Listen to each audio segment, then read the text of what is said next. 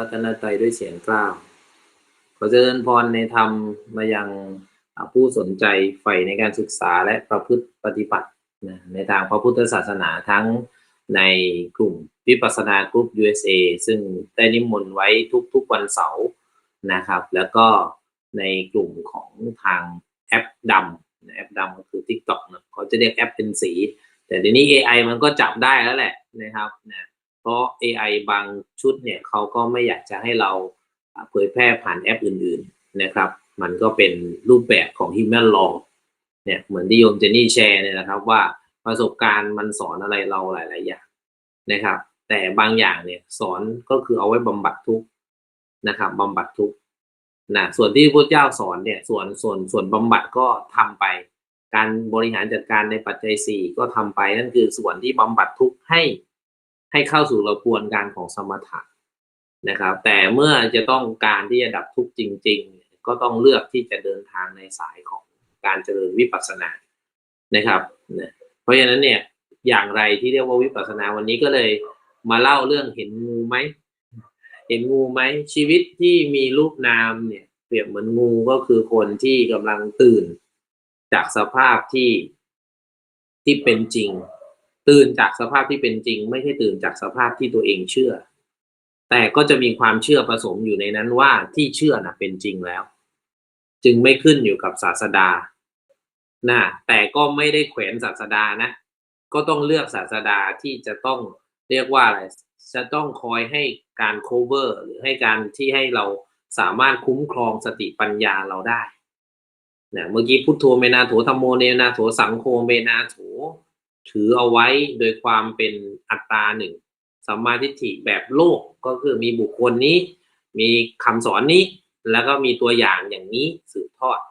ก็คือคนที่ทำให้ดูก็คือพระสงฆ์นะหรือนะจะทำตัวเราเองให้เป็นสงฆ์ในใจก็แล้วแต่เพราะมันมีขั้นตอนเนี่ยชัดเจน how to ชัดเจนเหลืออย่างเดียวก็คือทำให้มันเข้าเนื้อเหมือนที่บอกอะไรครับว่าบางอย่างเนี่ยไม่น่าจดจำหรอก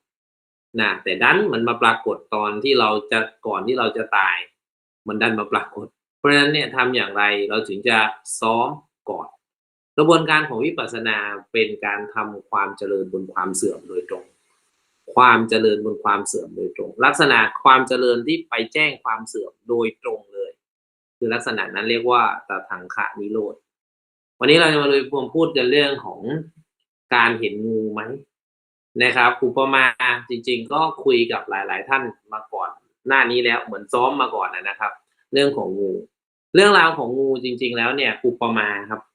เพราะฉะนั้นพระพุทธเจ้าจะยกอุปมาโดยภาษาชนบทถ้าคนนั้นเป็นชาวนาท่านก็จะยกเหมือนต้นข้าวเหมือนนาเหมือนอะไรก็แล้วแต่เพราะฉะนั้นต้องเข้าใจนะครับคำว่าพุทธพจน์เนี่ยคือที่พระพุทธเจ้ากล่าวเนี่ย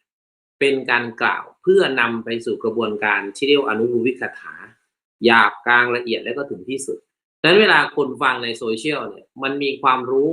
มาหลายขั้นคนที่มีความรู้มาเยอะแล้วฟังแบบขั้นที่1 2 3แล้วมันรู้สึกขัดใจให้ดูครับพวกนี้จะเป็นพวกทิฏฐิจริตเวลาเจริญวิปัสสนาบางครั้งก็จะแอบนึกว่าพระพูดอะไรไม่เห็นเข้าใจเลยนะคนที่ถูกเนี่ยในใจฉันมันมีอยู่อันนี้เรียกว่าทิฏฐิจริตพวกทิฏฐิจริตเนี่ยนะครับจะคอยคอมเมนต์คนอื่นแม้ไม่ได้อยู่ในฐานะนะแล้วก็จะเอาความคิดเห็นตัวเองเป็นใหญ่จะไม่ค่อยเชื่อเฟื้อแห้งแล้งเนี่ยคำว่าแห้งแล้งคือหลงนะพอหลงตัวเองปุ๊บมันจะแห้งแล้งทันทีแห้งแล้งจากการฟังเฉพาะหน้าเพราะในความหมายที่มันอยู่ในใจมันไม่ฟังคนอื่นแล้วนะครับต่างจากความเป็นการเดินทางของพระโสดาบันเริ่มต้นเลยต้องฟังและฟังใครมีปัญญาเลือกด้วยนะฟังเท่าที่ฟังได้แล้วสุดท้ายก็คือฟังอย่างแจ่มแจ้งฟังจนเห็นสภาพตามเป็นจริงครับผมอันนี้คือแนวทางเนาะเพราะฉะนั้นเนี่ยถ้าเป็นอีกกลุ่มหนึ่งก็เรียกว่าตัณหาจริตเพราะฉะนั้นเข้าใจจริต2อย่างเนาะก็คือทิฏฐิจริตกับตัณหาจริตทีนี้ระหว่างทิฏฐิจริตนะทิฏฐิจริตนะครับทิฏฐิจริตกับตัณหาครับซึ่งอันนี้ย่อมาจากจริต นะครับ เดี๋ยวขอกลับกล้องในมิเรอร์ของอีกแอปหนึ่งนะครับตัณหากับทิฏฐินะครับเพราะฉะนั้นเนี่ยทั้งสองอย่างเนี่ยนะครับถ้ามันมีความตั้งมั่นเพิ่มมาเนี่ยความตั้งมั่นที่อยู่ตรงกลางนะความตั้งมั่นมีอีกก้อนหนึ่งนะครับความตั้งมั่นมีอีกก้อนหนึ่งแต่ว่าตัวทิฏฐิหลักเนี่ยนะครับก็คือตัณหานะครับตัณหาจริตกับทิฏฐิจริตซึ่งกระบวนการของวิปัสสนาจะแยกเป็นสองส่วนไอ้ก้อนตรงกลางเนี่ยคือมั่นครับเหมือนคนที่มีความมั่นใจเนี่ยมันมั่นด้วยตัวไหนถ้าเวลามันไปมั่นเนี่ยสนับสนุนตัณหาความมั่นนั้นก็จะบอกว่าอาจารย์ฉันใครมาว่าอาจารย์ฉันไม่ได้นะใครมาว่าศาสนาฉันไม่ได้นะ เหมือนพระนนท์แม้แต่ท่านเป็นโสดาบันแล้วนะท่านก็มั่นใจในตัวพระพุทธเจ้าใช่ไหมฮะเคยคิดจะพาพระพุทธเจ้าหนีเนื่องจากพระพุทธเจ้าโดนโจมตีโดนนินทาโดนว่าร้ายพระพุทธเจ้าก็อุปมาว่าท่านเนี่ยเปรียบเหมือนพญาช้างลงสู่ศึกเพราะฉะนั้นแล้วเนี่ยจะมาอิดออดจะมาแคร์กับคมหอกคมดาบซึ่งท่านฝึกมาดีแล้วแต่ว่าพระนนท์ก็ทิฏฐิเอาความเห็นตัวเองไปคิดแทนเนาะว่าควรจะไปที่อื่นเมืองนี้มันไม่เหมาะหรอกอันนี้เป็นต้นแต่ตัวตัณหาเนี่ยก็จะมาจากอีก3ส่วนเนาะในสมถะเนี่ยจะแบ่งเป็นจริต6ซึ่งจริตเนี่ยนะครับมันไม่ได้วิเคราะห์จากกระบวนการที่เรานึกคิดแต่วิเคราะห์จากสภาวะที่เกิดจากการนึกคิดของเราเพราะนั้นวิปัสสนาจารย์เนี่ยจะทำหน้าที่นึกจะทำหน้าที่เนี่ยที่จะต้องเทียบเคียงสภาพนั้นว่าในยานนั้นๆหรือสถานะของ situation หรือกระบวนการตอนนั้นเนี่ยเผชิญหน้าแล้วเขาจัดการปัญหาแบบนั้นแจ้งนิโรธด้วยวิธีไหนเพราะฉะนั้นจริต6เนี่ยนะครับในกลุ่มของตัณหาก็จะมีอะไรฮะมีศรัทธาใช่ไหมครับศรัทธาจริตนะครับแล้วก็มีราคะนะครับราคะแล้วก็โมหะนี้เป็นต้นอันนี้อยู่ในสมถะก่อนขึ้นวิปัสสนาเนี่ยนะครับเวลาเราทำสมถะมามันก็ปรากฏแล้วแต่พอมันมารวมกันเห็นไหมฮะรวมกันมาเป็นตัณหาอีก3ก็เหมือนกันพุทธจริตหรือพุทธิจริตนะครับแล้วก็มีวิตกจริตแล้วก็มีโทสะนะครับเนี่ยกระบวนการของ behavior พวกนี้เนี่ยถูกวิเคราะห์โดยประสบการณ์ของพระพุทธเจ้านะครับแล้วกล่าวแยกแยะเพื่ออะไรครับเพื่อให้คนรุ่นหลังได้เอาไปเป็นแนวทางในการพิจารณาธรรมนั่นเองซึ่งกระบวนการของ behavior หรือพฤติกรรมพวกนี้นะครับถ้าเราศึกษาพุทธศาสนาเราจะรู้เลยว่าพุทธศาสนาเนี่ยเป็นเครื่องมือที่จะบอกว่าดีที่สุดก็คงไม่ใช่เนาะแต่เมื่อใช้แล้วและความเข้าใจมันสอดคล้องกันเนี่ยมันก็ยังหาอย่างอื่นมาแทนไม่ได้บอกด้วยนะครับถ้าใครสามารถหาอย่างอื่นแทนคำอธิบายแบบหมดจดแทนพระพุทธศาสนาได้ถ้าอาตมาเชื่อขึ้นมาอาตมาจะลาสิกขาแล้วไปอยู่ในลัทธินั้นก็ได้ นะก็ไม่แน่เหมือนกันนะขอไปนะครับพอดีรู้สึกว่าแบตมันจะอ่อนนะครับยังพออยู่นะครับโอเคทีนี้วันนี้เนี่ยนะครับเรามาดูว่าวิธีการจับงูนะครับเราจะมาสายตัณหางูของสายตัณหาเป็นยังไงต้องเห็นงูนะแล้วก็มีความมั่นเลยนะมั่นในตัณหาเนี่ยคือมั่นในรูปนิมิตครูบาอาจารย์นะครับสิ่งนั้นจะชัดเจนคนที่มั่นในตัณหาเนี่ยจะมีตัวสัตว์บุคคลตัวตนเราเขาหรืออะไรสักอย่างหนึ่งที่เป็นอ็อบเจกต์ชัดเจนนะครับจะเห็นภาวะปรมัตถ์ผ่านทางรูปบัญญัติแต่การจะเห็นปรมัตถ์เนี่ยมันก็คือปรมัตถ์เลยนะครับแต่จะมักจะศรัทธาต่อรูปบัญญัติซึ่งแน่นอนในทางทิฏฐิจริตก็จะมีรูปบัญญัติแต่รูปบัญญัติของทางทิฏฐิจริตเนี่ยจะมาทางความคิดจะมาทางหลักธรรมหลักเกณฑ์หลักการส่วนตัณหาเนี่ยเอาเชื่อเขาว่าเอาศรัทธาเขาว่านะครับเห็นไหมครับว่าเพราะฉะนั้นพอพื้นฐานมันต่างกันเนี่ยไอ้คำว่าจับงูเนี่ยนะครับวันนี้ก็ต่อยอดจากใครที่ฟังคลิปมาก่อนหน้านี้ในอีกแอปเลยเนี่ยก็ได้ฟังเป็นครั้งที่4แต่อันนี้จะละเอียดละนะครับละเอียดตั้งแต่จำแนกจริตขึ้นมาเพราะฉะนั้นลักษณะของงูเนี่ยมันก็จะงูไม่เหมือนกันอีกแต่ชื่อว่างูเหมือนกันนะครับงูคืออะไรครับคือรูปกับนามครับงูคือรูปกับนามครับเพราะฉะนั้นตัวจริตเนี่ยจะเป็นตัวแสดงสภาวะและอาการทั้งรูปทั้งนามเมื่อคุณปฏิบัติ observe เข้าไปแล้วเนี่ยอาการของรูปนามเนี่ยบอกนะฮะมันบอกให้รู้ได้ว่าคนเนี้ยมาเวไหนนะครับอย่างเช่นคนนี้แพ้โปรตีนจะให้เขากินโปรตีนก็ไม่ได้นะครับคนที่มาแบบว่าฉันไม่ได้แพ้โปรตีนเนี่ยนะก็คือเหมือนทิฏฐิจริตอย่างเงี้ยไปบังคับให้เขาที่เขามีศรัทธาต่อพระเครื่องต่อไอ้นู่นไอ้นั่นนะโยนเข้าไปว่าเขาเป็นเดรัจฉานวิชาอย่างนี้มันก็ไม่ใช่อย่างเงี้ยส่วนตัณหาจริตก็เหมือนกันนะครับจะไปบอกว่าพวกนี้มันไม่เป็นคนไม่มีศรัทธาก็ไม่ใช่เพราะเบื้องหลังของความเชื่อของเขาเนี่ยเขามีหลักการเพราะนั้นการศรัทธาต่อหลักการของเขาก็ไม่ผิดนะมันมั่นไปไม่เหมือนกันไอ้ตัวมั่นเนี่ยเป็นตัวแทนของสมาธิแต่จริตจะมีแค่สองนะครับเหมือนอินทรีย์แหละนะครับการทำศีลเนี่ยขึ้นไประดับของศีลที่ขึ้นไปเนี่ยบางคนเนี่ยมีปัญญามากก็จะชำนาญในการพิจารณาการใช้สอยชีวิตใช้สอยปัจจัยสี่อย่างเงี้ยเป็นต้นนะครับหรือมีตัวสติมากนะครับสังเกตดูว่าปริสุทธิศีลสี่เนี่ยจะเป็นการดำเนินการของศีลผ่านอินทรีย์สี่ตัวแต่ไม่กล่าวถึงสมาธิเลยครับเพราะเมื่อไหร่ที่อินทรีย์ทั้งสี่อย่างเนี่ยนะครับปริสุทธิศีลสี่อันที่หนึ่งคือการรักษาศีลของผู้ที่มีศรัทธาแก่กล้าการรักษาศีลของผู้ที่มีศรัทธาแต่กล้านะครับทรงพระถือเป็นพุทธานุสติไหมครับต้องบอกอย่างนี้ครับต้องดูอาการเหมารวมไม่ได้อย่าไปเหมานะครับว่าคนส่องพระเนี่ยเขาอาจจะส่งพุทธานุสติอยู่ก็ได้นะครับเพราะฉะนั้นสำเร็จมาแต่ลูกมันเป็นทางแห่งปุถุชนต้องอยู่กันต้องคบกันต้องคุยกันอยู่กันนานๆ อยู่กันนานๆนะครับเหมือนคนรุ่นเนี่ยเหมือนโยมเจนนี่นู่นนี่นั่นเนี่ยเห็นไหมพอเราร่วมครอบครัวกันร่วมประสบการณ์กันนานๆเราจะเห็นว่าสิ่งที่เรายอมรับไม่ได้ก็มีสิ่งที่เราต้องยอมรับก็มีแต่ยอมรับกันโดยตัวตนถ้ายอมรับกันโดยตัวตนจะมาทางตัณหาจริตแต่ถ้ายอมรับกันโดยปัญญาอันนี้จะมาทางทิฏฐิจริตเห็นไหมฮะเพราะฉะนั้นมันพิจารณาได้ทั้งสองทางเลยนะครับว่าจะมั่นเอาตรงไหนทีนี้สังเกตนะครับตัวศีลเนี่ยแม้แต่ตัวศีลเองเนี่ยก็จะบอกจริตเหมือนกันว่ามาทางพุทธิจริตหรือศรัทธาจริตนะครับบางคนถือศีลโดยเอาสติเป็นใหญ่ถ้าสติเป็นใหญ่เนี่ยคนที่มีสติเป็นใหญ่สติเป็นใหญ่ในการถือศีลคืออินทรียสังวรศีลครับ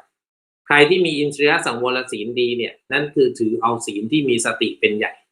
นะครับใครที่มีปัญญาดีจะพิจารณาปัจจัยสี่ให้ตรงกับสเปคไม่ว่าจะกิน KFC หรือกินข้าวเปล่าย่อมกินในสภาพอัตภาพที่มีปัญญาพิจารณาเหมือนกันถึงแม้สภาพนั้นสามารถพูดได้ต่างกันได้ก็ต่างนะครับอันนี้อันที่สองเรียกว่าปัจจัยนิสิตศีลสามคืออาชีววิสุทธิศีลนะครับคนนี้เป็นคนที่มีความเพียรแก่กล้าคนที่มีจริตต่อความเพียรแก่กล้าเนี่ยจะถือศีลแบบอาชีววิสุทธิศีลได้ดีมีคุณภาพแล้วมันก็จะมาปรากฏตามจริตด้วยอันสุดท้ายครับศรัทธาแต่จริงๆเนี่ยพูดถึงศรัทธาเป็นอันแรกก็ได้นะครับก็คือปาติโมกข์วิสุทธิศีลการทำกฎระเบียบเพราะนั้นบางคนเนี่ยจึงเรียกว่าเอากฎระเบียบเป็นที่คุ้มครองตัวเองนะครับจะถือศีลอย่างเคร่งครัดเลยนะบางคนเนี่ยนะครับบางท่านเนี่ยก็คือถือว่าโซเชียลเนี่ยมันสำรวมไม่ได้เราไม่เอาเลยอย่างนี้เป็นต้นซึ่งมันไม่ได้ผิดที่โซเชียลนะมันอยู่ที่การบริหารจัดการรักษาศีลมาเจอสัตว์มีพิษเขาไม่เคยกัดเกี่ยวกันไหมครับ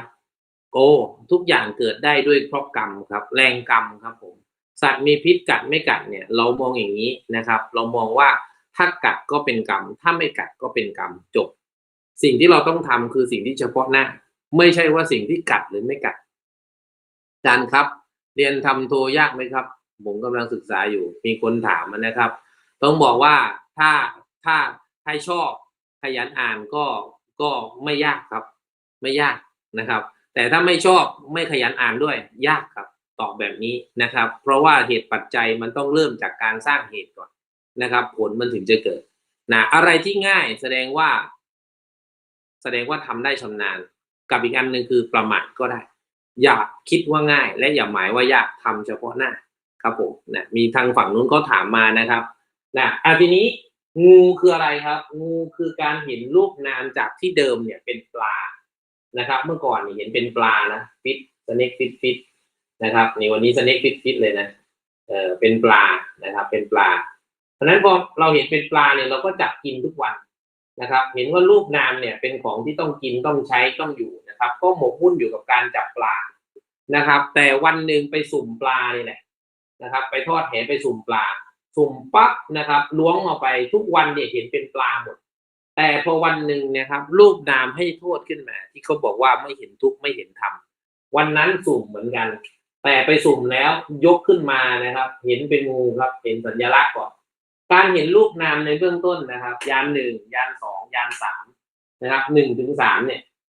นะครับ1คือแยกรูปแยกนามเพราะฉะนั้นตัวสติที่เห็นว่าจับงูการเห็นว่าจับงูเนี่ยนะครับคือสติของนักปฏิบัติแต่การเห็นว่าจับปลาคือใช้ชีวิตอย่างประมาท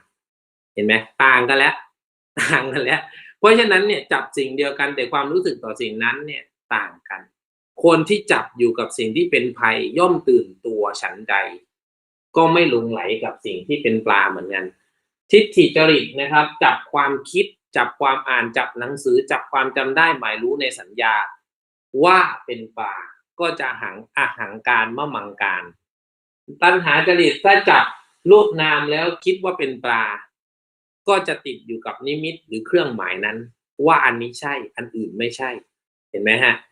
เพราะฉะนั้นเนี่ยจะจับติดงูติดปลาสุดท้ายมันก็พิจารณาได้ว่าคนนี้มาทางไหนนะครับคนนี้มีทิฏฐิจริตแก่กล้านะครับทำอย่างไรถึงจะมีศรัทธาก็ต้องให้หลักการที่เขาสามารถแจ้งนิโรธได้ตัณหาก็เหมือนกันต้องให้เขาเห็นสภาวะที่เขาจะไปแจ้งนิโรธได้เห็นการเกิดดับของรูปนาม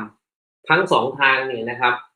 ยังไงก็แล้วแต่เมื่อเกิดการแยกรูปแยกนามอำนาจของสติเนี่ยที่มันเข้าไปแยก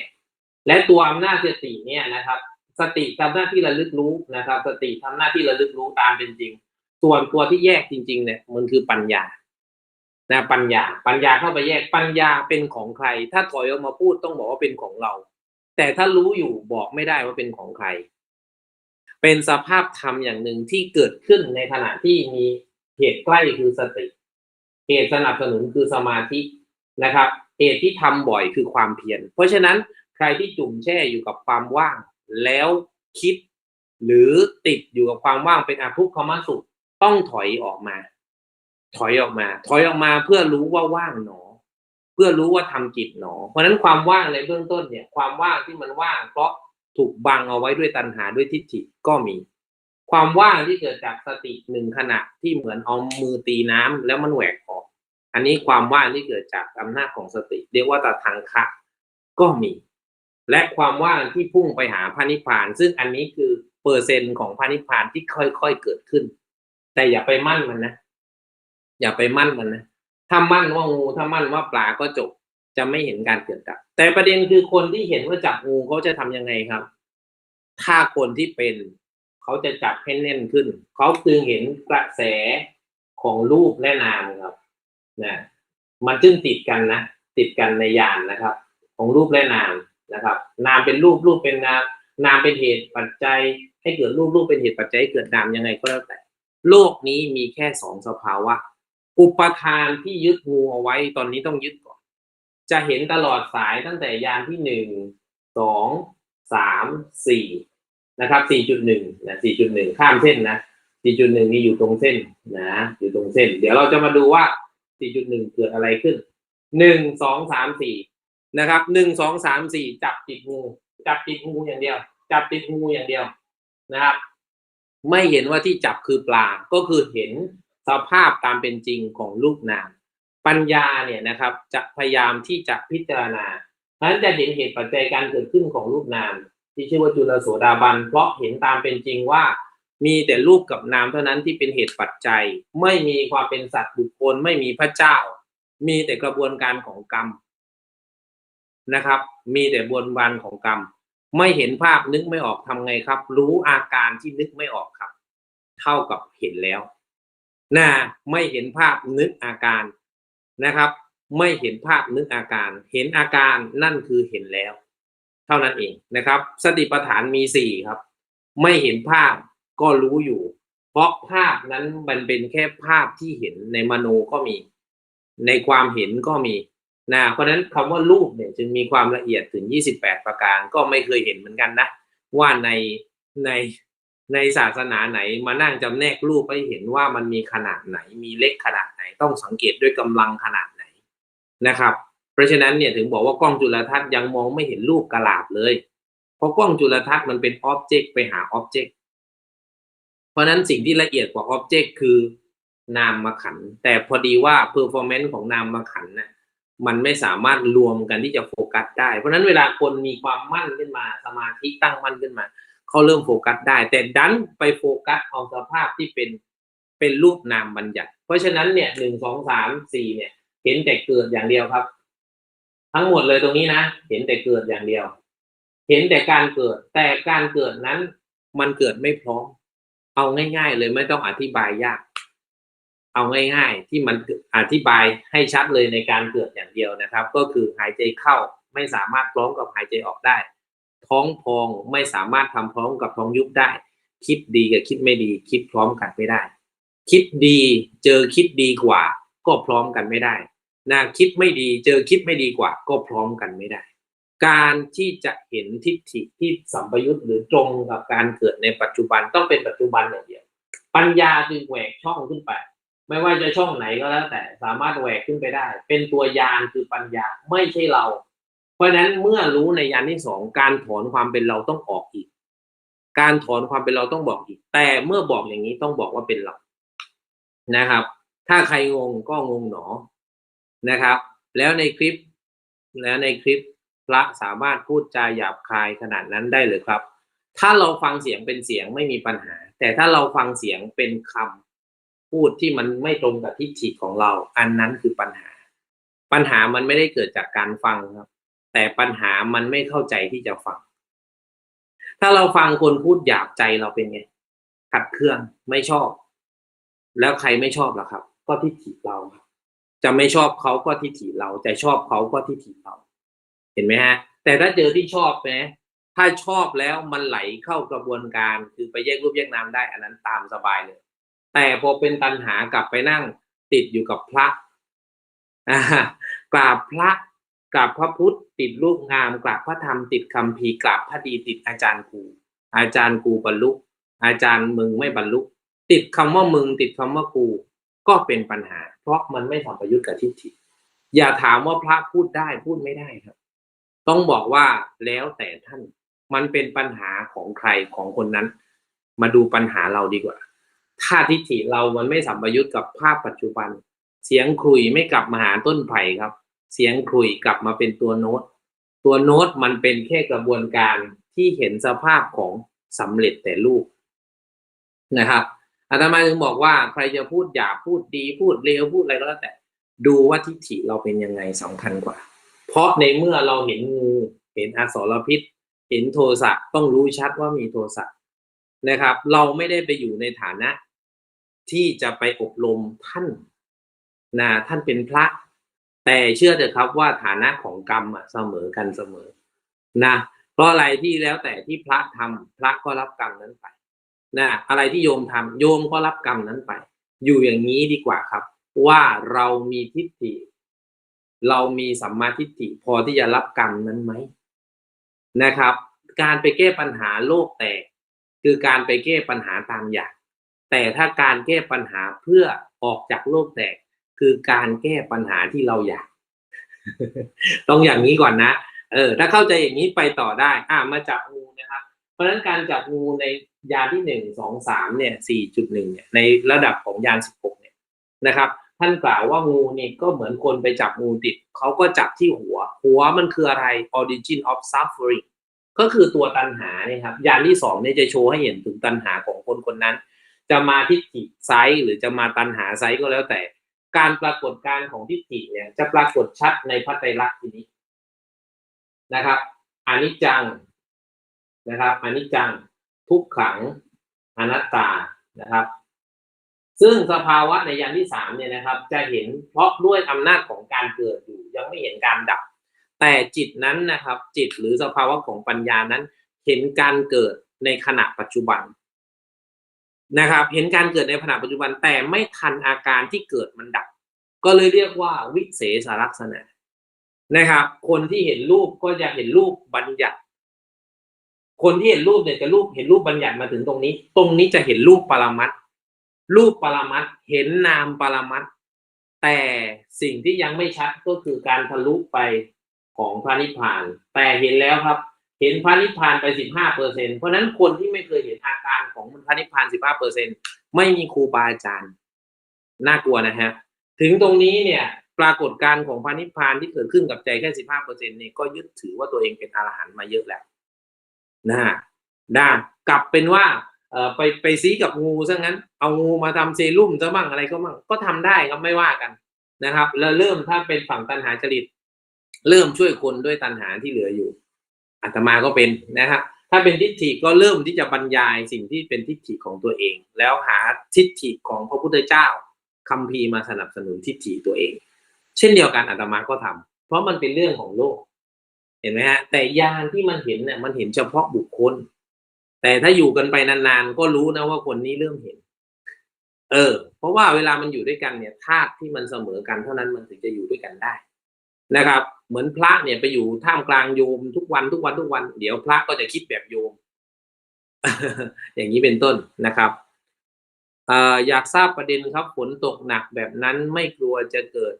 อุบัติเหตุที่หนักกว่านั้นแบบนั้นเรียกว่าประมาทไหมครับนะครับความประมาทมันมีหลายแบบครับประมาทในโลกียะประมาทในโลกุตระครับผมชีวิตเราถ้าไม่ประมาทนะครับมุ่งตรงต่อพระนิพพานอย่างเดียวอันนี้คือชีวิตที่ไม่ประมาท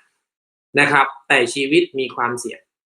นะครับชีวิตมีความเสี่ยงโยมต้องเสี่ยงทำมาหากินทำไมโยมไม่มาบวชพระสละไม่ต้องเสี่ยงสุดท้ายแล้วก็มาบวชพระแล้วก็เสี่ยงอยู่ดีประเด็นคือเสี่ยงแล้วคุ้มไหมรู้ว่าเสี่ยงก็คงต้องขอลองแต่ลองด้วยความมีสติปัญญานะครับหลวงพี่สอนจิตในจิตผมหน่อยนะครับฟังไปก่อนนะครับเพราะฉะนั้นที่ฟังอยู่ทั้งหมดเนี่ยฟังเป็นเมื่อไหร่มันจะสอนจิตในจิตได้นะครับการเห็นเนี่ยนะครับจะเป็นตัณหาจริตหรือทิฏฐิจริตเนี่ยนะครับหนึ่งคือมันต้องมีความมั่นใจนะถ้ามั่นใจว่าถูกเนี่ยมันยาวเลยถ้ามั่นใจว่าถูกแต่มันดันผิดก็รีบเลิกซะนะครับเพราะฉะนั้นพอจับงูเนี่ยตอนนี้นะครับชาวนาเนี่ยจับงูมาถึงยานที่3อาการของยานที่3เนี่ยการจับงูนั้นจะปรากฏสภาวะของงูชัดเจนนะครับถ้าเป็นตัณหาจริตไปทางอนิจจังเนี่ยนะครับไปทางอนิจจังเนี่ยอาศัยนิมิตครับนะครับเพราะฉะนั้นเนี่ยนะครับบางคนเนี่ยมาถึงอนิจจังเนี่ยครับนิมิตจะมีเป็นนิมิตเดียวก็มีนิมิตเดียวอย่างเช่นคนที่ทำสมาธิมาเยอะมีความมั่นในนิมิตนั้นจะติดอยู่นานเพราะนั้นพอนิมิตนั้นมันติดนานปุ๊บเนี่ยแม้ความว่างก็เป็นนิมิตถ้าไม่กำหนดรู้ในนิมิตคือความว่างเป็นนิมิตก็จะติดนิมิตนั้นไปและแน่นอนว่ามั่นใจใน 15% นั้นว่าเราบรรลุธรรมไม่ใช่นะฮะไม่ใช่นะต้องสังเกตอาการนะครับเพราะฉะนั้นคนที่ถือนิมิตมาจะผ่านทางอนิจจังคนที่ถือสภาวะที่เป็นความตั้งมั่นตั้งมั่นในฌานมาก่อนปณิธิตั้งมั่นในฌานนะครับเรียกว่าในอารามณูปนิชฌานตั้งมั่นมาทางนี้นะครับเขาก็จะถือนิมิตเป็นความตั้งมั่นคนที่ผ่านมาทางอนัตตามีปัญญาพิจารณาทำลายคณะสัญญาได้นะครับคนนี้ก็จะมีความว่างพิจารณาเป็นความว่างเพราะฉะนั้นเนี่ยท่านจะพูดถึงลักษณะการพิจารณาใน3ระดับนี้ไว้เป็นเบื้องต้นนะครับวิตักกาวิจารานังทางแห่งโลกุตตรฌานอาศัยนิมิต1จะเข้าฌานในฌานที่4ออกมาพิจารณาในฌานที่1เป็นนิมิตแบบอาศัยฌานก็ได้หรือจะไม่เข้าฌานแต่อาศัยลักขณูปนิชฌานในปฐมฌานเลยแต่พิจารณาเป็นวิตกวิจารในอาการใดอาการหนึ่งเห็นนิมิตนั้นก็ได้นะครับญาณตรงนี้ 4.1 นี้เรียกว่าญาณรู้เพราะฉะนั้นตรงนี้เนี่ยพอขึ้น 4.2 นะ 4.2 นะครับจะเห็นทั้งเกิดและดับเกิดและดับนะครับเกิดและดับวันนี้ฟังอย่างเดียวนะเพราะว่าซ้อมมาหลายวันแล้ว ให้ทางนี้เขาได้ฟังนะก็คือทั้งเกิดและดับถ้านิมิตนั้นปรากฏอยู่ความว่างทำยังไงให้ความว่างดับถ้าพิจารณาอะไรก็แล้วแต่ที่ให้เป็นความว่างต้องทำความว่างให้ดับด้วยไม่ใช่ความว่างแช่ถ้าว่างแช่อันนั้นน่าจะเป็นอย่างอื่นนะครับต้องว่างไม่แช่นะครับต้องเป็นแช่แวบนะแช่ ช่แวบแช่แวบแช่แวบแช่แวบนิมิตเกิดดับความตั้งมั่นถ้ามันตั้งมั่นในอาการนั้นต้องเห็นอาการแตกดับเป็นอิริยาบถที่อิริยาบถมันแตกใครเคยนั่งแล้วตัวระเบิดไหมฮะใครเคยนั่งแล้วหัวหลุดออกไปไหมแต่เป็นอาการทางจิตนะครับบางคนเนี่ยรูโหว่ไปเลยนะถ้าไปเจอครูบาอาจารย์บอกนั่นกิเลสมันขาดแล้วเราไปตีความว่ามันขาดคือมันขาด100%น่ะมันไม่แน่นะมันอาจจะขาดแค่นิดเดียวแต่ไปเห็นชัดด้วยอำนาจของการสั่งสมศีลสมาธิปัญญาไปจนถึงเห็นภาวะอุทยัพพยญาณเพราะนั้นเนี่ยไอตัวที่ 4.1 เนี่ยคือตัวรีเช็คเป็นบอสครับนะครับจับงูอยู่ดีๆนะครับมีมีความหลงว่ามันเป็นปลาไหล กลายเป็นปลาอีกแล้วนะครับต้องจับงูและเห็นว่าเป็นงูครับการเห็นว่าเป็นงูคือการไม่จมกับนิมิตแต่รู้นิมิตนั้นให้เห็นเป็นเกิดดับเพราะฉะนั้นคนที่ได้กสิณมาจะเห็นดวงเห็นอะไรก็แล้วแต่ยิ่งเห็นดวงเป็นขอบเห็นดวงเป็นสีถ้าเป็นวิปัสสนาจารย์ให้กำหนดถ้ากำหนด1วัน2วัน3วัน3วันนี่อันตรายแล้วนะครับถ้าขอบมันชัดขึ้นมาความตั้งมั่นในนิมิตนั้นไม่เป็นวิปัสสนาแล้วต้องถอดเช่นเดียวกันครับถ้าว่างแช่ต้องถอดถ้าตั้งมั่นแช่เลยต้องถอดครับถอดเพื่ออะไรครับเพราะเราต้องการแจ้งการเกิดและดับถ้าเป็นนิมิตก็ต้องเกิดดับถ้าเป็นอิริยาบถก็ต้องแตกออกถ้าเป็นความว่างต้องทำให้ไม่ว่างเพราะตัวที่ว่างจริงๆเนี่ยคือว่างโดยตัวปัญญาไม่ใช่ตัวแช่นะครับบางคนนั่งนิ่งว่างไปเลยทีนี้ถ้าถามมาถึงความว่างต้องถามหาว่าว่างยังไงว่างจากอะไรอะไรที่ทำให้ว่างถ้าศึกษาแยกได้แต่ถ้าไม่ศึกษามาสายศรัทธาบวกกับตัณหาเนี่ยโอ้โฮไปไกลเลยนะเพราะฉะนั้นความว่างเองก็มันว่างแบบไหนล่ะว่างแบบตทังคะหรือถ้าไปอธิบายว่างแบบสมุจเฉทเนี่ยมันก็ยังไงก็ต้องอธิบายแต่ถ้าไม่อธิบายเลยนะครับน่ะก็อาจจะว่างแช่ทีนี้มันไม่ได้แช่แว็บมันไม่ใช่แช่แว็บนะครับแต่คุณภาพของการเห็นทั้ง3อย่างเนี่ยคือเห็นพระไตรลักษณ์เพราะฉะนั้นพอผ่านพระไตรลักษณ์เนี่ยใน 4.2 เนี่ยนะครับนะตรงเนี้ยมันจะขึ้น 50%พระนิพพานที่ปรากฏโดยปัญญา 50%นะครับแล้วก็ยาวไปเลยนะครับยาวไปถึงไหนฮะยาวไปจนถึงเมื่อนิมิตก็ดีตั้งมั่นก็ดีว่างก็ดีย่อมเห็นงูนั้นชัดขึ้นครับว่ามันจะแว้งกัดเราจับอยู่จับอยู่ว่างเบาค่ะว่างหนอเบาหนออันนี้แสดงว่ารู้ว่างถ้ารู้ว่างเป็นวิปัสสนาแต่ถ้าว่างแล้วก็เสวยอารมณ์นั้นว่าว่างอันนั้นมีโอกาสที่ภาวะของปัญญาจะอ่อนลงภาวะปัญญาอ่อนลงมีความตั้งมั่นเข้าไปแช่ก็กลายเป็นอาจจะกลายเป็นเป็นรูปฌานที่ลึกขึ้นหรือเป็นอรูปฌานก็ได้ซึ่งดีแต่เราต้องเข้าใจเป้าหมายนะว่าเราจะไปไหนนะว่าเราจะไปไหนพระนิพพานของมันไม่ใช่พระนิพพานในทางพุทธศาสนาแต่อาจจะเป็นนิพพานของพรหมเป็นวิโมกข์ของลักษณะบางอย่างที่มันดับไปก่อนเพราะในฌานที่2เนี่ยวิโมกข์หรือนิพพานมันต้องเกิดกับวิตกวิจารวิตกวิจารดับไปจึงเป็นฌานที่3อย่างเงี้ยครับนะครับเคยเห็นคอขาดด้วยครับไม่มีหัวเลยอันนั้นคือรูปบัญญัติหมดการเห็นสภาพนั้นเป็นรูปบัญญัติหมดเพราะนั้นถ้าเป็นรูปบัญญัติปุ๊บเนี่ยสภาวะเนี่ยเห็นได้ชัดเจนว่าถ้าคุณเห็นเป็นรูปบัญญัติถ้ารูปบัญญัตินั้นยังไม่เป็นเนื้อเดียวกันมันจะมี2อาการครับว่าเห็นแล้วในรูปบัญญัตินั้นนะครับรูปบัญญัตินั้นกลับมาไหมแสดงว่าแจ้งนิโรธโอเคงั้นไปต่อได้แต่ถ้าเห็นรูปบัญญัตินั้นเกิดแล้วเกิดอีกเกิดแล้วเกิดอีกเกิดแล้วเกิดอีกหรือแช่อยู่อันนั้นไม่ไปต่อถ้าพอใจแค่นั้นก็ได้แค่นั้นครับแต่ถ้าจะไปต่อต้องกำหนดออกนิโรธเมื่อแจ้งแล้วถ้าด้วยปัญญาโดยเฉพาะสมุจเฉทเนี่ยสิ่งนั้นจะไม่มีผลต่อจิตอีกจิตจะไม่เสวยนิมิตนั้นอีกก็จะเป็นอนิมิตวิโมกข์ความตั้งมั่นที่แตกจนสลายไปแล้วนะครับก็จะไม่ตั้งมั่นในโลกียฌานต้องเป็นความตั้งมั่นที่แตกดับเป็นสมุจเฉทก็เข้าสู่โลกุตระฌาน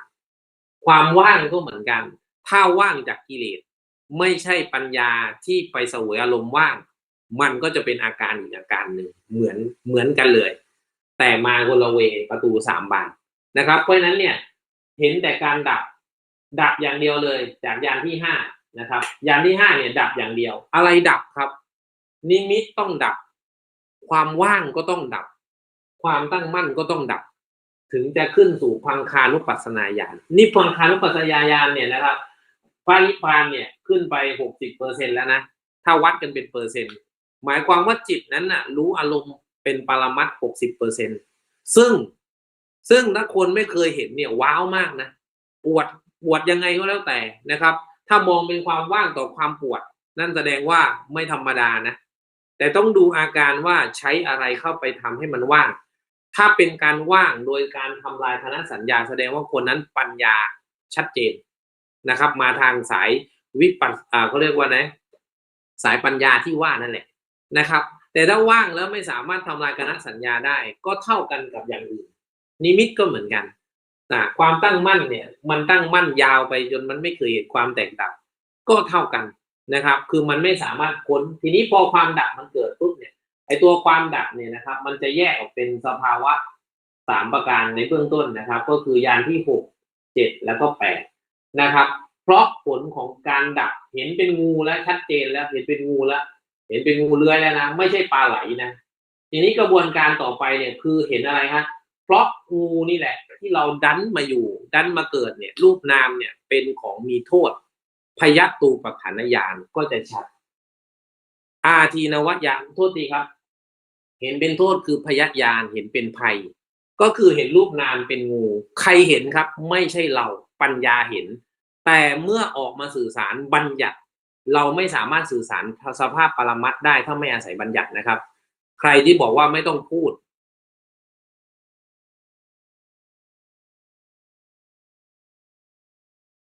พระพุทธเจ้ายังต้องแสดงเลยครับเพราะฉะนั้นเนี่ยธรรมะของพระพุทธเจ้าแสดงโดยบัญญัติได้อาตมาเป็นแค่ใบลานเปล่าก็ต้องแสดงความเป็นใบลานเปล่าเพราะคำที่พระพุทธเจ้ากล่าวเป็นคำจริงจะกล่าวเป็นภาษาอะไรก็แล้วแต่พูดถึงความจริงอันเดียวกันแต่ขั้นของปัญญาไม่เท่ากันถ้าขั้นของปัญญาเท่ากันอาตมาว่าคนบวชกันไม่สึกเยอะเลยเอาแค่นี้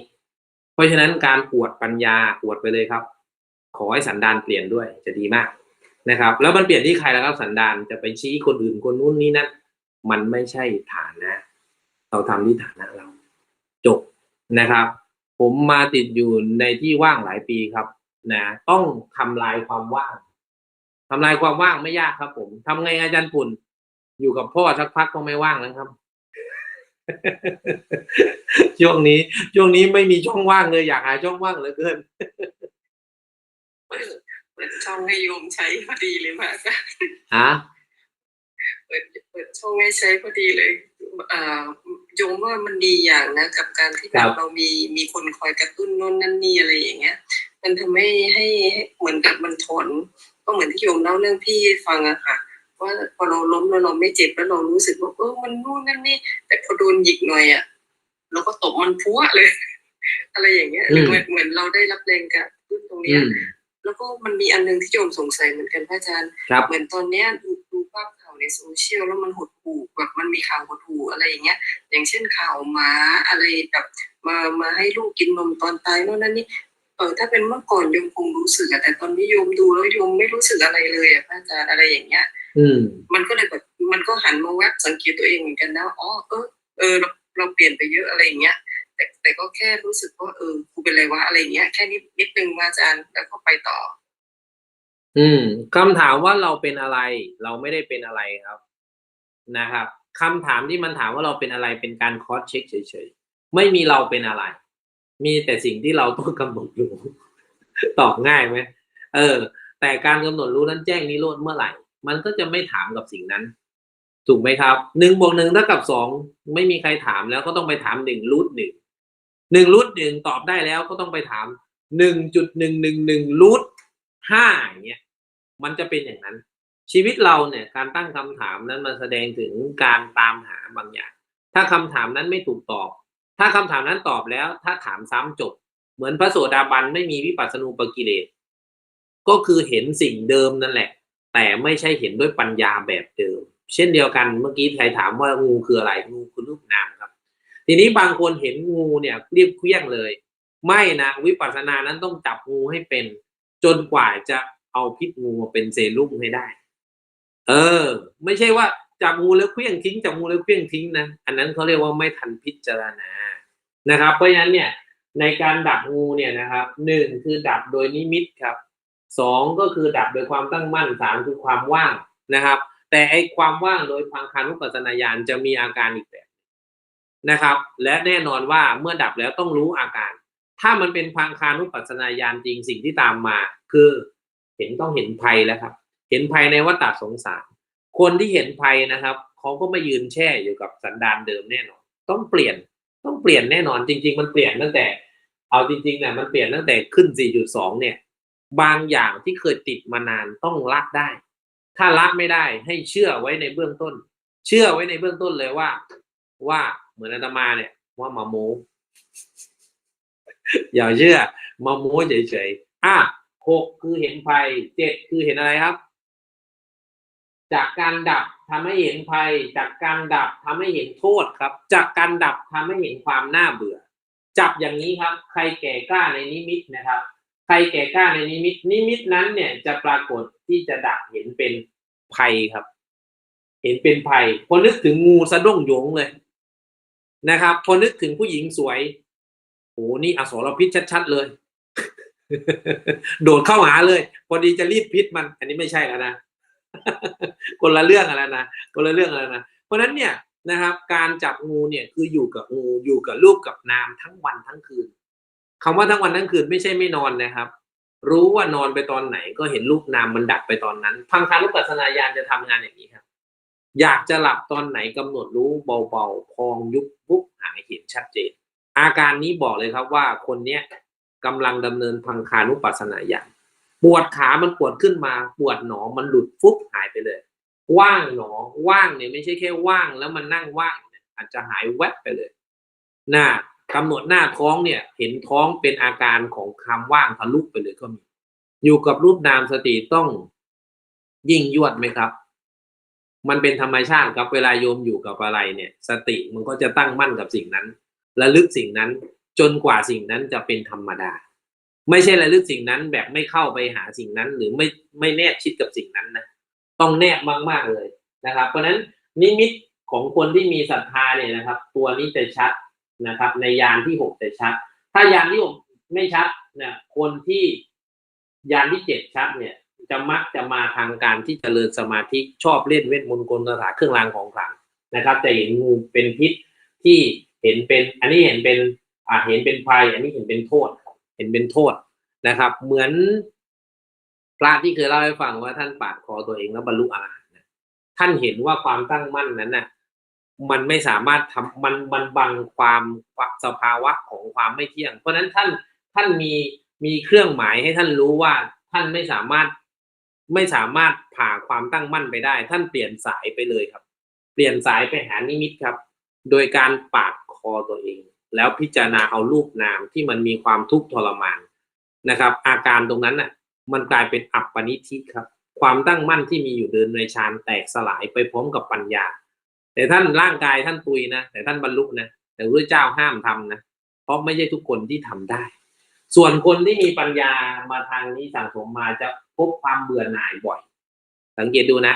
คนสมัยนี้ขี้เบื่อนะครับขี้เบื่อแต่ขี้เบื่อแล้วไม่รู้คือขี้เบื่อนั้นขี้เบื่อแบบตัณหานะเป็นวิภาวะเบื่ออย่างหนึ่งไปเอาอย่างหนึ่งไม่ใช่นะอันนี้เบื่อในนิพพานเนี่ยในระดับที่เบื่อแบบนี้คือปัญญาพิจารณานะครับเพราะนั้นพอปัญญามันพิจารณาได้มันจะไม่ไหลไปทางเดิมนะมันจะไม่ไหลไปด้วยทิฏฐิแบบเดิมแต่จะไหลไปหาสัมมาทิฏฐิคือมีนิพพานเป็นอารมณ์มีนิพพิทาจึงมีวิราคะวิราคะก็คืออะไรฮะวิราคะก็คือญาณที่ต่อจากนี้วิราคะก็คือญาณอยากออกสภาวะเนี่ยตรงนี้นะครับเห็นงูทั้งเห็นเป็นภัยเห็นงูทั้งเห็นเป็นโทษเห็นงูทั้งเห็นเป็นความน่าเบื่อหน่ายจริงๆทุกวันต้องตื่นมาต้องจับงูต้องเลี้ยงมันไอ้ลูกน้ำนี่ต้องเลี้ยงมันทุกวันกินดีมันก็บ่นกินไม่ดีมันก็บ่นนะมันจะไปบ่นชาวบ้านอีกมันไม่ได้ดูตัวเองเลยมันบ่นเขาอย่างนั้นโลกทำไมถึงเป็นอย่างนั้นอย่างนู้นมันเป็นอย่างนี้มันหันแล้วไอ้ตัวที่เรายังเกิดมานี่แหละมันต้องออกเพราะฉะนั้นนะครับพอเห็นอย่างชัดเจนเขาจะโดดขึ้นจากน้ำเขาจะโดดขึ้นจากน้ำครับเพราะว่าไอ้ที่ยืนอยู่เนี่ยคือกามถ้าไม่ออกจากกามก็ไม่ต้องพูดต่อแล้วเพราะนั้นคนที่ยืนในน้ำพูดถึงเรื่องบนฝั่งคือพระนิพพานได้ไหมได้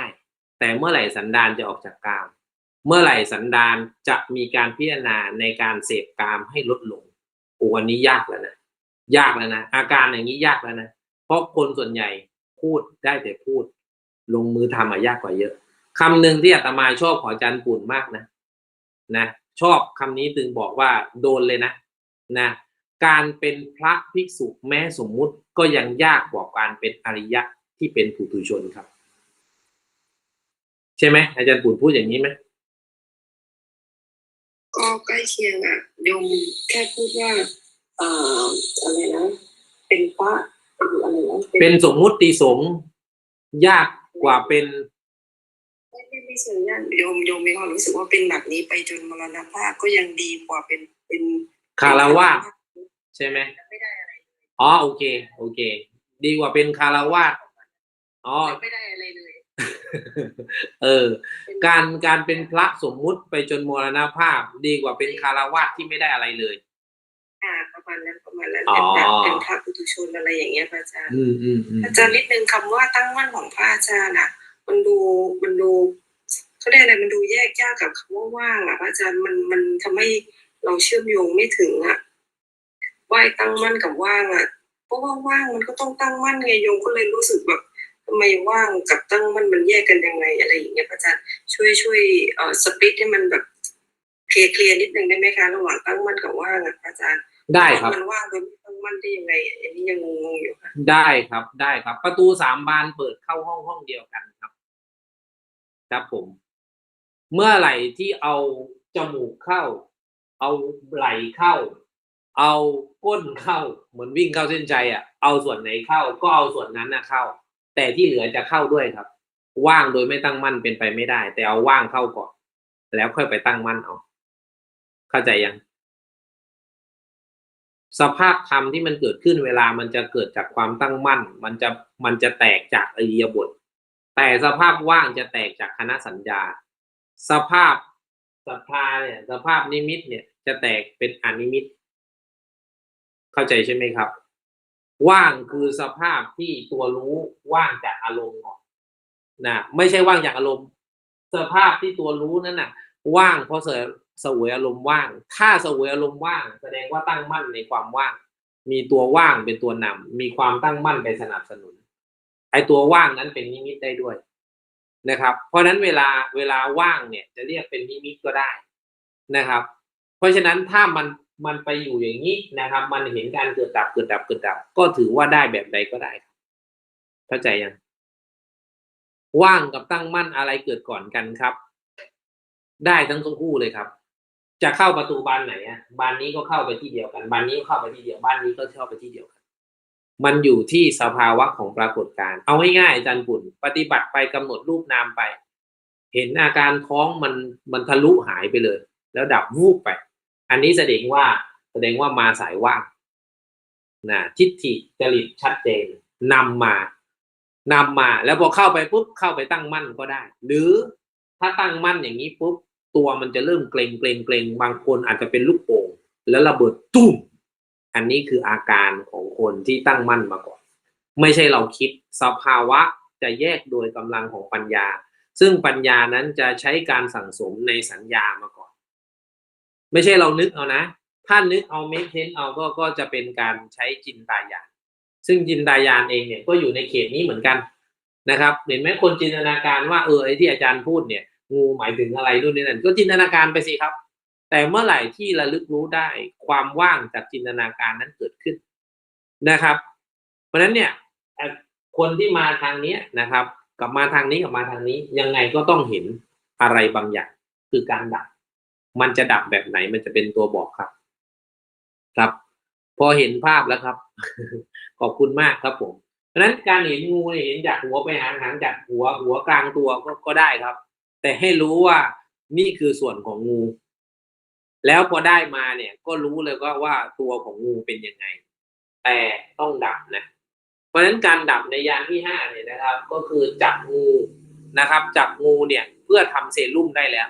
พอรีดพิษออกมาพิษที่ออกมาเนี่ยจะเห็นภัยเห็นโทษเห็นความน่าเบื่อพอเห็นอย่างนั้นปุ๊บเขาก็จะโดดขึ้นฝั่งยานที่9ครับยานที่9ไม่เขียนแล้วนะล้นไปแล้ว นะครับยานที่เก้าก็คือมุนจิตุหมายความว่าสภาพของปัญญาตอนนั้นจะขึ้นฝั่งนะครับจะขึ้นฝั่งแต่กำลังยังไม่พอกำลังหาดูอยู่ว่าทำยังไงเราถึงจะไม่ล่วงกลับถ้าขึ้นฝั่งผิดล่วงกลับอนุโลมยานทำงานใหม่อนุโลมยานต่ำทำงานใหม่นะครับไม่ขึ้นถ้าขึ้นก็เป็นอนุโลมยานสูงนะครับก็กลายเป็นความขวนขวายทีนี้งูก็ยังถืออยู่นะงูก็ยังถืออยู่นะแล้วก็พยายามโดดขึ้นฝั่งในทางที่ถูกต้องทางไหนล่ะครับทางนิมิตก็ได้ทางตั้งมั่นก็ได้ทางว่างก็ได้เอาสักทางหนึ่งแต่เมื่อโดดขึ้นฝั่งได้เขาก็จะมีที่เกาะและเขาก็จะไม่กลับมาในสระคือกามนั้นอีกถ้าพระโสดาบันเนี่ยกามที่ละได้ก็ว่ากันในสภาวะนั้นแหละก็ละสภาวะของการยึดถือรูปนามอื่นนะครับเพราะฉะนั้นพระโสดาบันเนี่ยนะครับท่านสละรูปนามที่เป็นเหตุปัจจัยที่เกิดจากโลภะภายนอกได้สี่หนึ่งในนั้นคือสักกายทิฏฐิครับการมั่นในความตั้งมั่นว่าเป็นสักกายทิฏฐิมันจะตั้งมั่นในสัมมาทิฏฐิไปเลยทีเดียวนะครับเพราะฉะนั้นการที่จะมายึดถือครองของสิ่งที่เป็นของภายนอกนะครับนะคือโลภะที่เกิดจากของภายนอกท่านจะเบาบางส่วนที่เหลือก็คือที่เกิดจากโลภะภายในอีก4ตัวซึ่งอันนั้นก็ต้องไว้ว่ากันที่เป็นรูปราคะนั่นแหละนะครับเพราะฉะนั้นเนี่ยการละออก6 7 8ขึ้นฝั่งมุนจิตตุเพราะนั้นถ้าคนไปขึ้นฝั่งจริงๆเนี่ยเหมือนคนขึ้นเหมือนบุรุษที่ขึ้นจากบ่อคูดก็คือบ่ออุจจาระนะครับบ่ออุจจาระแล้วเห็นแล้วว่านี่คืออุจจาระแล้วเขาเองไม่พอนะพอเป็นความเพียรนะเขาเรียกว่าปฏิสังขายานมันขึ้นแล้วล่วงก็จะพยายามขึ้นอีกซึ่งในปฏิสังขายานเนี่ยความเพียรนั้นจะเป็นอัตโนมัติจะเข้าสู่ระยะแรกของอัตโนมัติ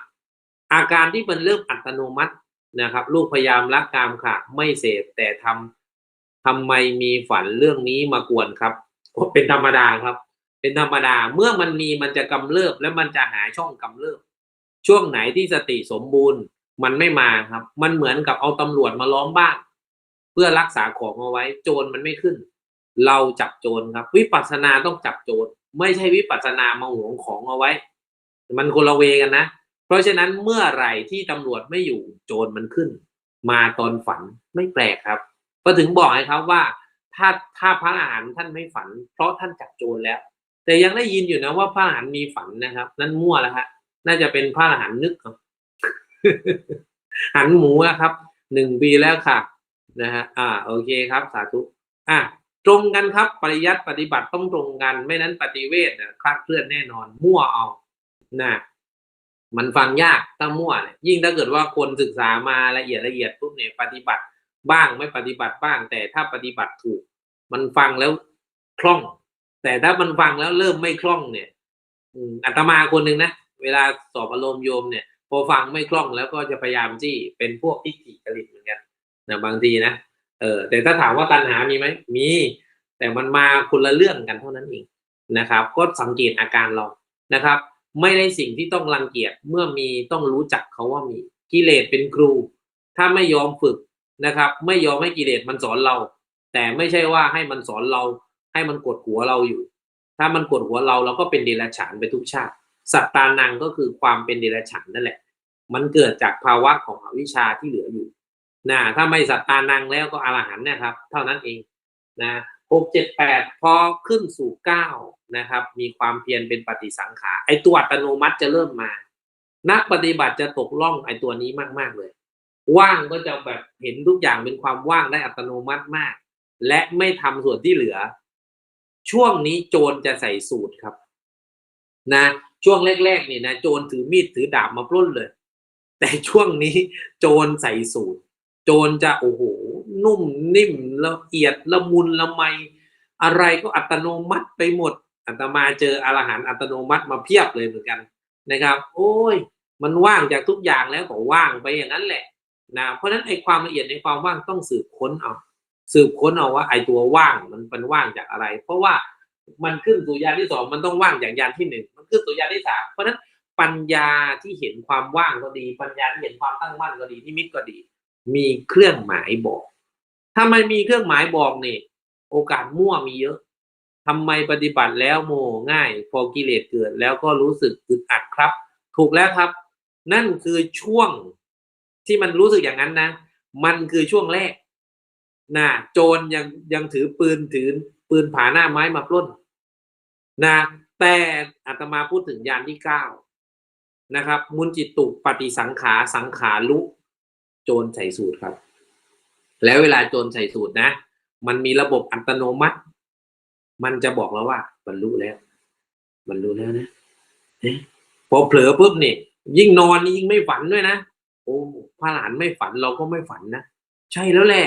ใช่แล้วไหมเยนโยมนุพันธ์โอ้นี่ไม่ฝันมาปีนึงแล้วเนี่ย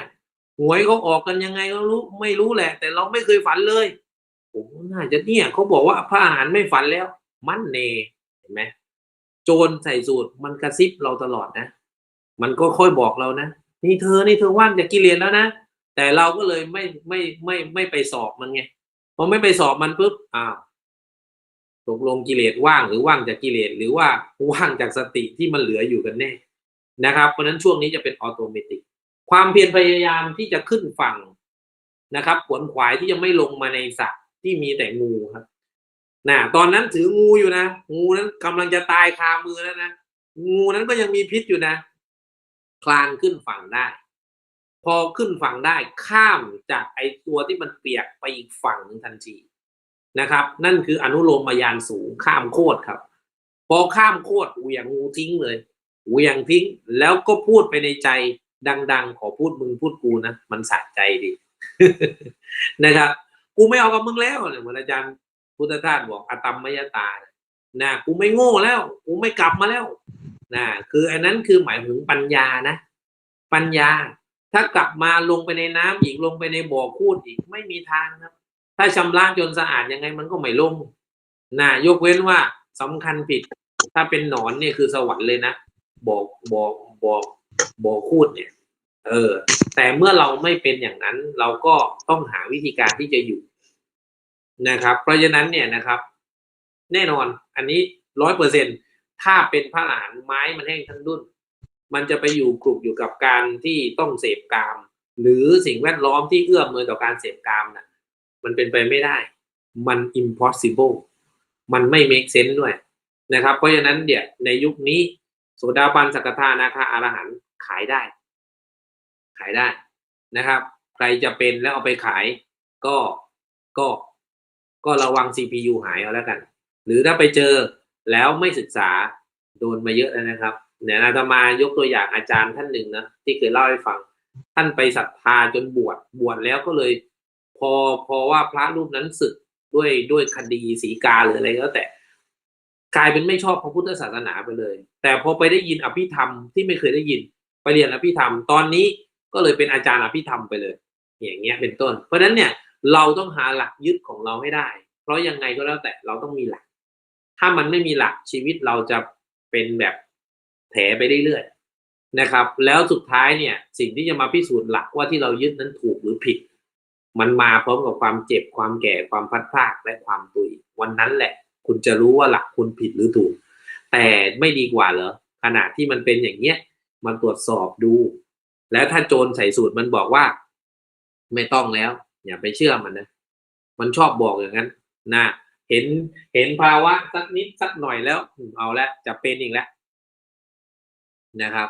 วันนี้ก็เล่าสู่กันฟังส่วนที่ข้ามโคตรแล้วไม่กลับมาแล้วในสระนี้อันนั้นก็ชัดเจน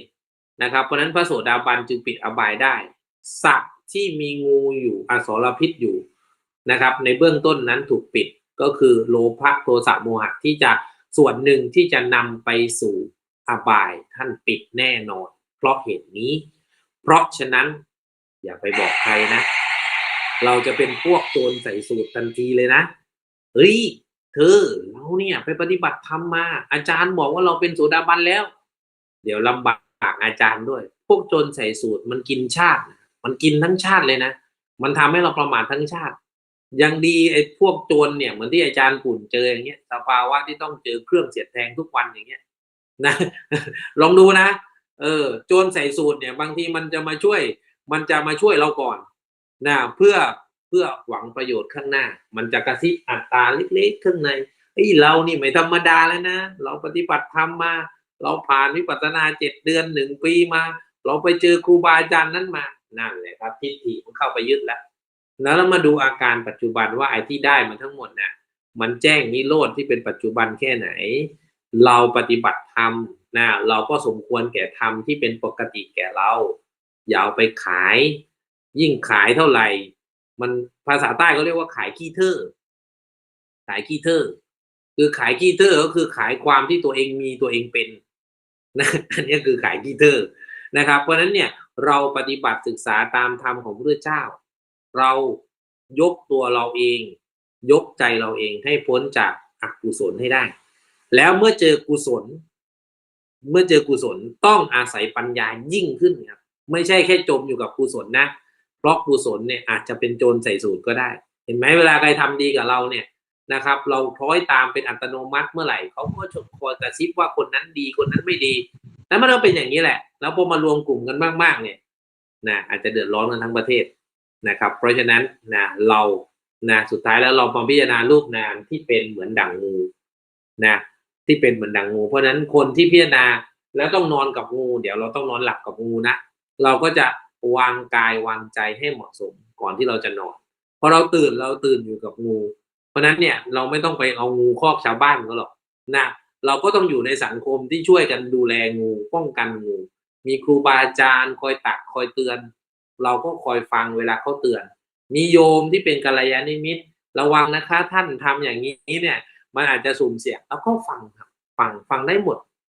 แต่เวลามันจบที่เราตัดสินใจนั้นปัญญาที่จะเป็นสารณะที่แท้จริงท่านจึงกล่าวว่าผู้ใดถือเอาพระพุทธพระธรรมพระสงฆ์คือเห็นอริยสัจสี่โดยญาณผู้นั้นจะมีสารณะที่แท้จริงไม่จำเป็นที่จะต้องไปหาศาสดาไหนอีกไม่จำเป็นที่จะต้องไปนับถืออะไรอีกเพราะสิ่งนั้นมันแน่นอยู่กับตัวจิตใจแล้วสุดท้ายนี้ครับอาตมาภาพพระชยพลเชฟโลครับกล่าวสิ่งหนึ่งสิ่งใดที่เกินหรือทำให้ความรู้สึกเรามันเกินไปก็ขออภัยด้วยนะครับแต่ถ้ากล่าวสิ่งหนึ่งสิ่งใดที่ทำให้รู้สึกแฟบก็ต้องขออภัยด้วยนะครับสุดท้ายมีอะไรอีกไหมครับที่จะแชร์เชิญครับจับงูเห็นงูไหมวันนี้เห็นแล้วเนาะครับผมทางแอปเขียวมีอะไรหรือเปล่าครับโยมเล็กเอาไปจับงูกันหมดแล้วพระอาจารย์โยมไม่รู้ว่าแอปผมอยู่เป็นโยมสีอะไร